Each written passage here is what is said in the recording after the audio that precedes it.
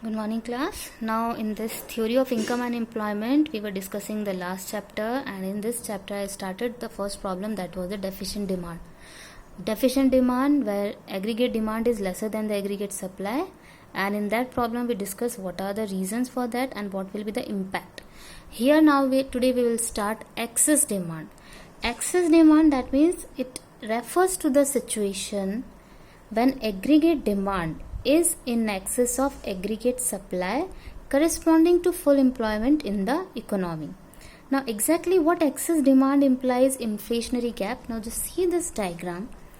Excess demand gives rise to the inflationary gap, and because of this inflationary gap, it causes rise in the price level or inflation. An inflationary gap is equal to the difference between the value of AD beyond full employment and AD at the full employment. So now first of all, let's start with this diagram. Here on the OX axis, we have taken the measures the level of output, employment and income. OY axis, we have taken, it measures the aggregate demand, or AD equals to C plus I. After that, now this OY is the full employment level of output and income, which is determined at point E. Here you can see this equilibrium level of income and output is determined at point E, where AD curve intersect this line AS curve at the 45-degree line. Now, wherever this 45-degree line AS intersect with the aggregate demand at the full employment level at that point E, we are getting the OY income, equilibrium level of income, output and employment. Now just suppose due to increase in the investment expenditure, now due to increase in the investment expenditure, now this AD curve at the full employment, it will shift upward from ADF to ADI, and now it corresponding to OY full employment level of output. That means this is the aggregate demand at the full employment level, and this is the aggregate demand curve beyond the full employment level. So now this curve intersects with this 45-degree line AS curve at the point. So here also you can see that OY is the equilibrium level of output. Now this point we cannot take, this intersection point we cannot take, because at the full employment level, when the resources are getting fully utilized, we cannot increase the quantity. That means output cannot be increased, so only the price of the commodity will increase. So that's why we are taking the same line. This is the equilibrium level of income and output, and the difference between the two, that is Fy minus Ey equals to EF. This is the gap.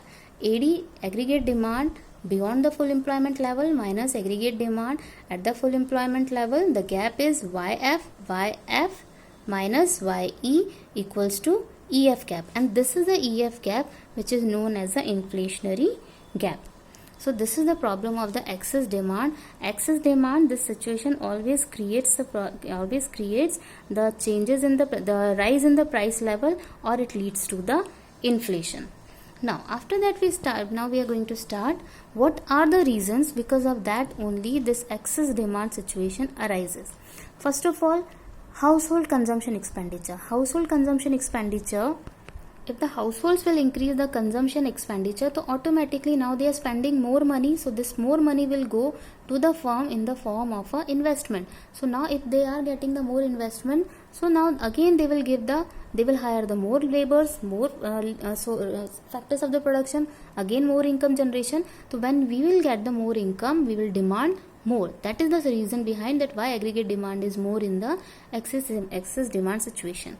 Second one is the government expenditure. If government increases its expenditure, that means if the government starts investing more, so it also increases the more demand. Third one is the private investment. Increase in the private investment demand because of the rise in the credit facility or due to decrease in the rate of interest, it automatically leads to the more demand in the economy. Fourth one is the exports. If exports increases, that means our resources are utilized more, they are getting the more income, and if more income generation, so more demand will be there.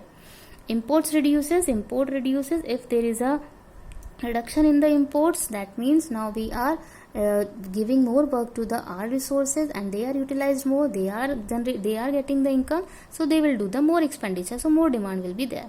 If tax reduces, last one is the tax. If tax reduces, the people will have the more personal disposable income.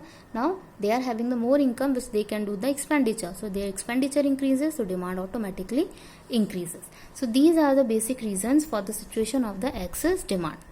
Now, impact of the excess demand. First, effect on the output and employment.